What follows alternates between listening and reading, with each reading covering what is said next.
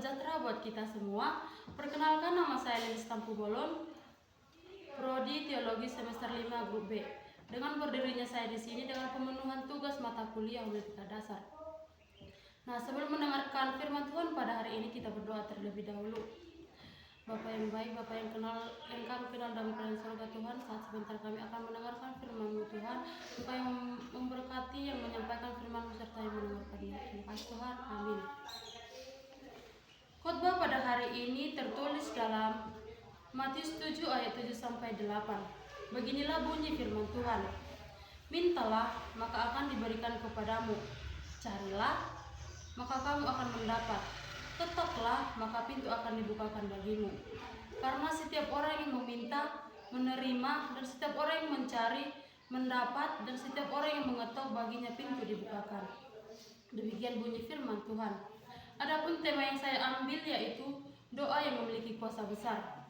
Saudara-saudara yang terkasih dalam firman Tuhan, firman ini memang sangat sederhana, tetapi sebenarnya menyimpan kunci besar tentang kuasa doa. Seringkali kita berdoa, tetapi kita sendiri tidak benar-benar mengerti betapa besar kuasa Tuhan yang diberikan melalui doa. Ada kalanya kita berdoa hanya sebagai rutinitas saja, hanya sebagai kebiasaan, atau bahkan sebagai pelengkap dalam ibadah. Saudara-saudara yang terkasih dalam Kristus Yesus, doa yang paling penting dalam kehidupan kita sebagai orang percaya. Ada ungkapan dulu yang mengungkapkan bahwa doa adalah nafas hidup orang percaya, yang artinya jika kita berhenti berdoa, maka kita berhenti bernapas. Kalau kita berhenti bernapas, berarti kita mati. Saudara, doa bukan sekedar kata-kata yang keluar dari mulut kita. Doa adalah hubungan. Doa adalah napas rohani. Doa adalah momen ketika kita menyerahkan kelemahan kita kepada Allah yang Maha Kuasa. Ketika kita berdoa, kita sebenarnya sedang mengakui bahwa kita tidak sanggup berjalan sendiri. Kita sedang mengatakan kepada Tuhan bahwa aku membutuhkan Engkau. Mungkin hari ini ada di antara kita yang sudah lama berdoa. Ada yang menunggu jawabannya. Ada yang mungkin mulai merasa lelah.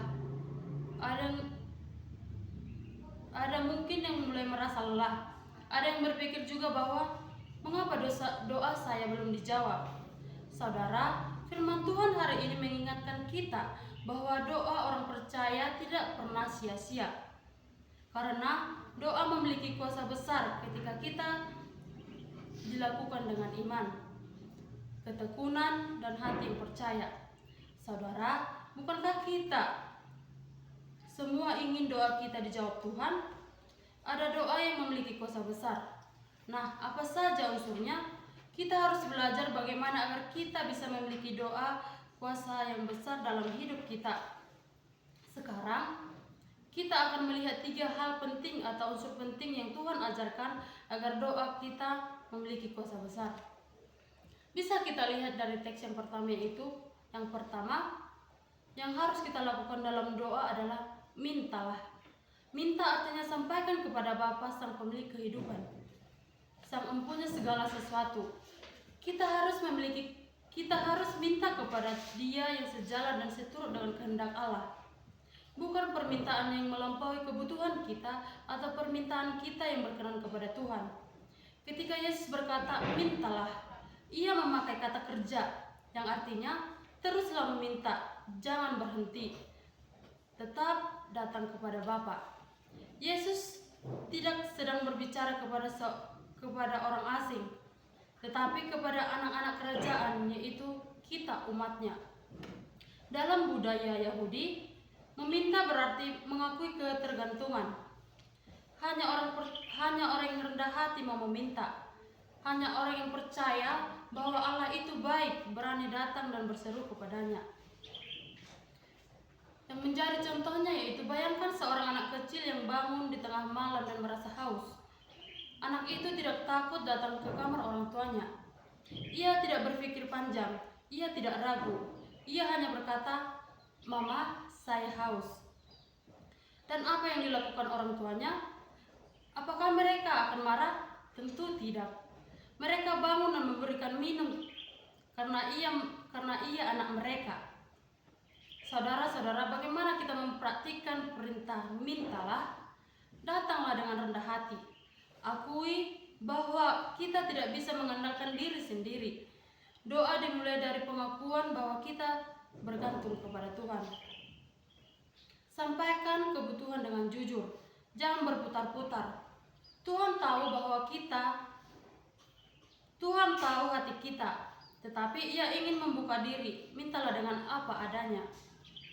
Berdoalah terus, jangan menyerah. Ketika jawaban belum datang hari ini, jangan berhenti. Mintalah terus, karena Yesus memerintahkannya. Percaya bahwa Allah sanggup dan mau menolong. Iman adalah kunci. Kuasa doa tidak terletak pada kata-kata kita, tetapi pada Allah yang mendengar permohonan kita. Jika Yesus memulai dengan perintah mintalah, maka langkah berikutnya yang diajarkannya adalah carilah. Kalau meminta berbicara tentang hati yang datang kepada Tuhan. Yang kedua yaitu carilah. Carilah maka kamu akan mendapat. Kata carilah berarti usaha yang lebih aktif. Bukan hanya meminta, tetapi bergerak, mengejar dan mengarahkan hidup untuk menemukan kehendak Tuhan. Mencari berarti ada kesungguhan, ada ketekunan, ada kerinduan untuk mengenal Tuhan lebih dalam. Doa yang memiliki kuasa besar bukan hanya bibir yang meminta, tetapi hati dan hidup yang sungguh-sungguh mencari Tuhan. Bayangkan seseorang kehilangan cincin. Apakah ia hanya duduk dan berkata, "Semoga ketemu"? Tentu tidak. Ia akan mengangkat bantal, membongkar laci, melihat ke setiap sudut rumah. Ia mencari dengan sungguh-sungguh karena itu berharga. Begitu juga hubungan kita dengan Tuhan. Kita mencari karena Ia berharga. Kita mencari karena kita tahu di dalam Dia ada jawaban hidup. Mulai hari ini, mari kita bukan hanya meminta, tetapi mencari Tuhan. Carilah Dia dalam firman setiap pagi.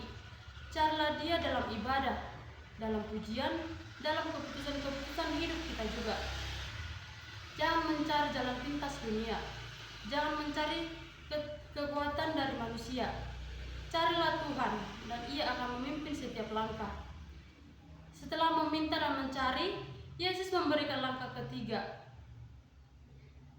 Yang terakhir yaitu ketoklah. Ketoklah maka pintu akan dibukakan bagimu. Ketika Yesus memakai kata ketoklah, Ia sedang menunjukkan bahwa sebuah tindakan iman yang gigih. Mengetuk berarti kita berdiri di depan pintu dengan keyakinan bahwa ada yang berada di balik pintu itu. Ini gambaran doa yang tidak menyerah walau belum melihat jawaban. Ketika kita mengetuk, kita menyatakan bahwa kita percaya Tuhan sanggup membuka jalan yang tidak bisa dibuka oleh siapapun. Seorang tamu yang datang ke rumah tidak hanya berdiam diri. Ia mengetuk pintu sampai tuan rumah menyahut. Jika belum dibuka, ia mengetuk lagi, bukan karena ia marah, tetapi ia tahu ada seorang di dalam yang akan membukakan pintu. Begitu juga dalam doa. Kadang jawaban belum datang.